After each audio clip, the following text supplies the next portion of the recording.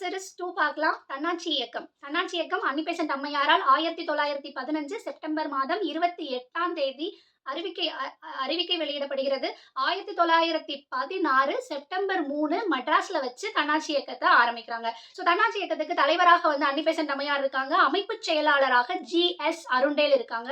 பொதுச் செயலாளராக சி.பி. ராமசாமி இருக்காங்க. பொருளாளராக வாடியா இருக்காங்க.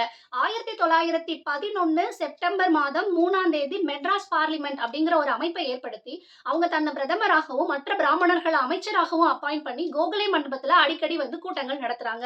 ராஜபாளையத்துல சுயாட்சி சங்கம் ஆரம்பிக்கப்படுது. தன்னாட்சி இயக்கத்தை பத்தி பிரச்சாரம் பண்ணுவதற்காகவே 1917 அங்க குமாரசாமி ராஜா அப்படிங்கிறவரு மீனாட்சி சகாய விவேக வித்யாலயம் அப்படிங்கிற அமைப்பை பிரச்சாரத்துக்காகவே வந்து ஆரம்பிச்சு ரன் பண்ணிட்டு இருக்காங்க. எழும்பூர்ல ரயில் நிலையத்துல மாணவர்கள் எல்லாரும் போராட்டம் பண்றாங்க. இது எதற்காக அப்படின்னா ஐரோப்பியர்களுக்கு இடஒதுக்கீடு கொடுத்து அதை வந்து எதிர்ப்பதற்காக வந்து இந்த போராட்டம் நடக்குது. 1916 ஜூலை 24. இதுல மாணவர்களுக்காக தானே ஆஜராகி அன்னிபெசன்ட் இதை கேஸ் எடுத்து நடத்துவாங்க.